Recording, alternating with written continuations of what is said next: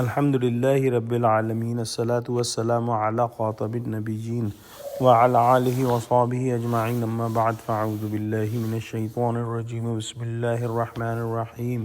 قال اللہ تعالی فی سورۃ یوسف: قال رب السجن احب الی مما یدعوننی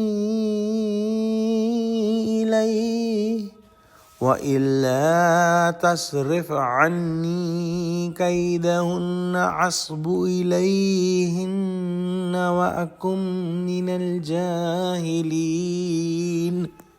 ترجمہ: یوسف نے دعا کی کہ پروردگار، جس کام کی طرف یہ مجھے بلاتی ہیں اس کی نسبت مجھے قید پسند ہے، اور اگر تو مجھ سے ان کے فریب کو نہ ہٹائے گا تو میں ان کی طرف مائل ہو جاؤں گا اور نادانوں میں داخل ہو جاؤں گا۔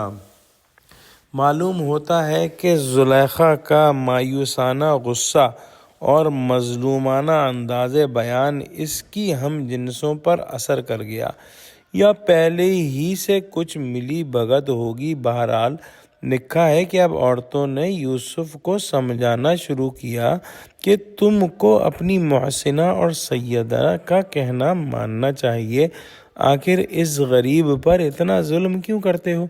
پھر یہ بھی سوچ لو کہ نافرمانی کا نتیجہ کیا ہوگا۔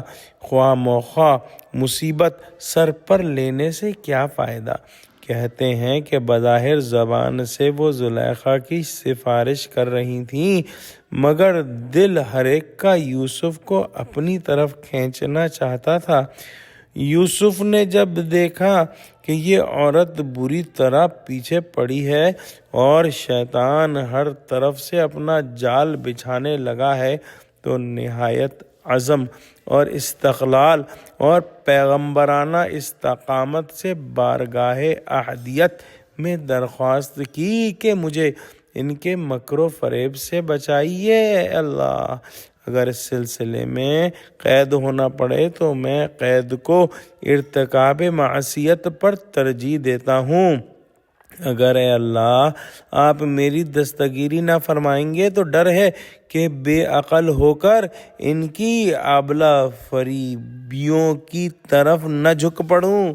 یہاں یوسف علیہ السلام کی زبانی یہ جتلا دیا کہ انبیاء کی عصمت بھی اللہ سبحانہ وتعالی کی دستگیری سے ہی قائم ہے، اور یہ کہ وہ اپنی عصمت پر مغرور نہیں ہوتے، بلکہ عصمت کا جو منشا ہے یعنی حفاظت اور صیانت الہیہ، اس پر نظر رکھتے ہیں۔ اللہ سبحانہ وتعالی سے دعا کرتے ہیں کہ اے اللہ ہم کو قرآن کا فہم عطا فرما، ہم کو سچوں سے جوڑے اور ہم کو صراط مستقیم پر قائم فرما دے، آمین۔ وآخر دعوانا الحمد للہ رب العالمین، والسلام علیکم ورحمۃ اللہ وبرکاتہ۔